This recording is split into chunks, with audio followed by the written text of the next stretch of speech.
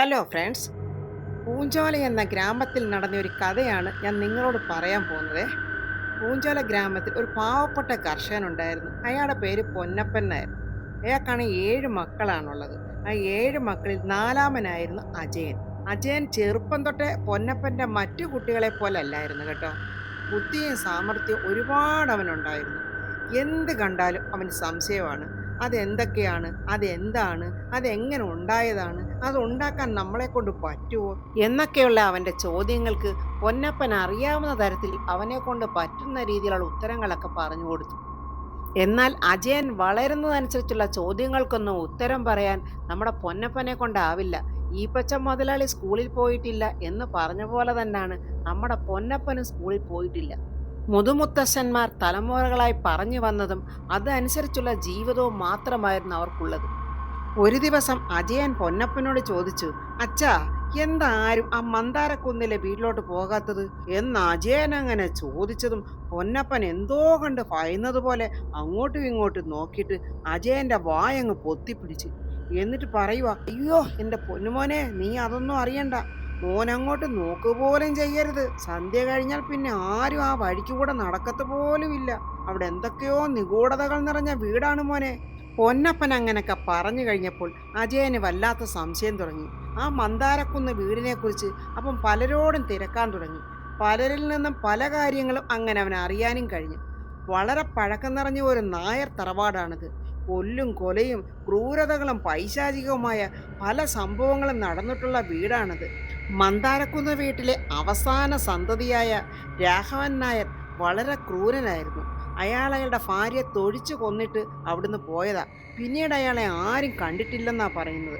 പല രാത്രികളിലും അവിടുന്ന് ആരുടെയൊക്കെയോ നിലവിളി ശബ്ദവും ചിരിയും പട്ടിയുടെ ഓലിയിടലും ഒക്കെ കേൾക്കാറുണ്ട്.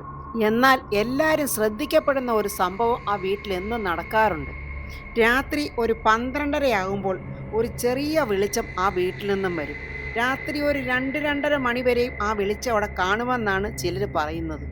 നിഗൂഢതകൾ നിറഞ്ഞു നിൽക്കുന്ന ആ ക്രൂരമായ അന്തരീക്ഷത്തിലുള്ള ആ വീട്ടിലോട്ട് ആർക്കും പോകാനുള്ള ധൈര്യവും ഇല്ല. എന്നാൽ ചിലർ ആരൊക്കെയോ ധൈര്യം സംഭരിച്ച് ആ വെളിച്ചം എന്താണ്, അതെങ്ങനെ വന്നതാണ് എന്നറിയാൻ പോയിട്ടുണ്ട്. ആ പോയവരാരും തന്നെ പിന്നെ തിരിച്ചു വന്നിട്ടുമില്ല. ആളുകളൊക്കെ ഇങ്ങനെ പറഞ്ഞു കേട്ടപ്പോൾ അജയൻ തീരുമാനിച്ചു കഴിഞ്ഞു, ജനിച്ചാൽ ഒരിക്കൽ മരിക്കും. മനസ്സിലെ ഈ സംശയം കൊണ്ട് ജീവിക്കുന്നതിലും നല്ലത് സംശയം തീർത്തിട്ട് മരിക്കുന്നതല്ലേ നല്ലത് എന്നുള്ള തീരുമാനത്തിൽ ഉറച്ചു നിന്നു അജയൻ. അജയൻ അങ്ങനെ ആരും അറിയാതെ ആ മന്ദാരക്കുന്നിലെ വീട്ടിലെത്തി.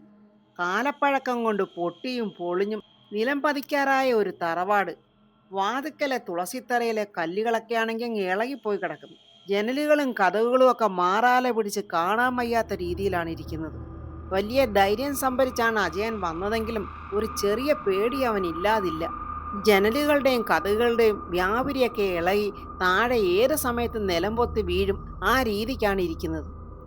അജയൻ അവിടെ കിടന്ന് ഒരു വടിയെടുത്ത് ആ കതകിലെ മാറാല ഇങ്ങനെ ഒരു വശത്തേക്ക് തള്ളി മാറ്റിയിട്ട് ആ കതവൊന്ന് തുറക്കാനായിട്ട് ആ കതകിനടുത്തോട്ട് കൈ അങ്ങോട്ട് കൊണ്ടുപോവുകയും നല്ല തണുത്ത ഒരു കാറ്റടിക്കുകയും ആ കതക് താനെ അങ്ങ് തുറക്കുകയും ചെയ്തു.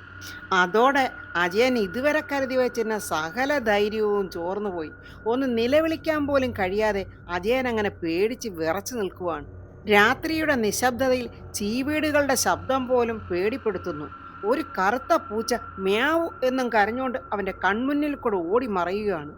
എന്തോ ഒരു കാന്തശക്തി അജയനെ അകത്തോട്ട് ആകർഷിക്കുന്ന പോലെ തോന്നുന്നു. അകത്താണെങ്കിൽ നല്ല തണുപ്പും നല്ല സുഗന്ധവും. പിച്ചിപ്പൂവിൻ്റെയോ മുല്ലപ്പൂവിൻ്റെയോ ഗന്ധം ഒന്നുമല്ല, നല്ല പനനീർ റോസാപ്പൂവിൻ്റെ മണമാണ്. വിറയ്ക്കുന്ന കാലുകൾ കൊണ്ട് അജയൻ അകത്തോട്ട് കയറുമ്പോൾ ആദ്യം കാണുന്നത് ഒരകത്തളം. അതിൻ്റെ 4 വശങ്ങളിലായിട്ടാണ് മുറികൾ. എല്ലാ മാറാലകൾ കൊണ്ട് ശരിക്ക് കാണാൻ പോലും കഴിയുന്നില്ല.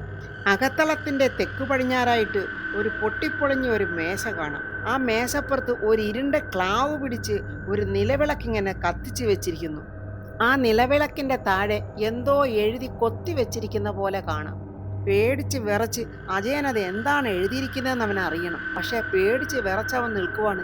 എന്ത് ചെയ്യണമെന്നറിയാതെ ഇങ്ങനെ അങ്ങോട്ടും ഇങ്ങോട്ടും നോക്കുവാണ്. എന്തും വരട്ടെ എന്ന് കരുതിക്കൊണ്ട് അജയൻ അത് എഴുതിയിരിക്കുന്ന വായിക്കുവാണ്. ഇത് എൻ്റെ കഥ, ഇത് കേൾക്കുന്നവർക്ക് മാത്രം വെളിച്ചം എന്ന് എഴുതിയിരിക്കുന്നു. അകത്തെ ഏതോ മുറിയിൽ നിന്നും ആരോ തേങ്ങിക്കരയുന്ന ശബ്ദം കേൾക്കാം. അപ്പോൾ ആ വിളക്കിൽ നിന്നും ഒരു സ്ത്രീയുടെ ശബ്ദം കേട്ടു. ഞാൻ ഒരിക്കൽ ഈ വീട്ടിൽ ജീവിച്ചു. എൻ്റെ വാക്കുകൾ ആരും കേട്ടില്ല.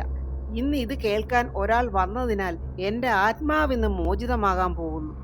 അപ്പോൾ ആ സമയത്ത് അകത്ത മുറിയിൽ നിന്നും പൊട്ടിച്ചിരിയും തേങ്ങിക്കരച്ചിലും, എന്തൊക്കെയോ സാധനങ്ങൾ വീണ് ഉരുണ്ട് ഉടയുന്ന പോലെയും, തട്ടുംപുറത്തുനിന്ന് ആ കറുത്ത പൂച്ച മ്യാവൂ എന്ന് കരഞ്ഞുകൊണ്ട് പെട്ടെന്ന് ആ വിളക്കിൻ്റെ അടുത്തോട്ട് ചാടി വീഴുകയും ചെയ്തു. നല്ല ശക്തിയായിട്ടൊരു തണുത്ത കാറ്റ് അകത്തോട്ട് വന്ന് ആ നിലവിളക്ക് അണയ്ക്കുകയും ചെയ്തു. അജയൻ പേടിച്ച് വിറച്ച് ആ ഇരുട്ടിൽ തപ്പിത്തുടഞ്ഞ് അലറി വിളിച്ച് കൂവിക്കൊണ്ട് പുറത്തോട്ട് ഓടുവാണ്. അതിനുശേഷം ഇതുവരെയും ആ വീട്ടിൽ പിന്നെ വിളക്ക് തെളിഞ്ഞിട്ടില്ല. ഇത് അജയൻ കണ്ട സത്യമാണെന്നാണ് അവൻ എല്ലാവരോടും പറഞ്ഞിരിക്കുന്നത്. ഇനി ഇത് സത്യമാണോ അതോ അവൻ്റെ ഭ്രമമാണോ എന്നൊന്നും അറിയില്ല. അജയൻ പറഞ്ഞ ഈ കഥ സത്യമാണോ ഇല്ലയോ എന്ന് തെളിയിക്കാൻ വേണ്ടി കുറച്ചാൾക്കാർ സംഘം ചേർന്ന് മന്ദാരക്കുന്നിലെ വീട്ടിലോട്ട് പോവുകയാണ്.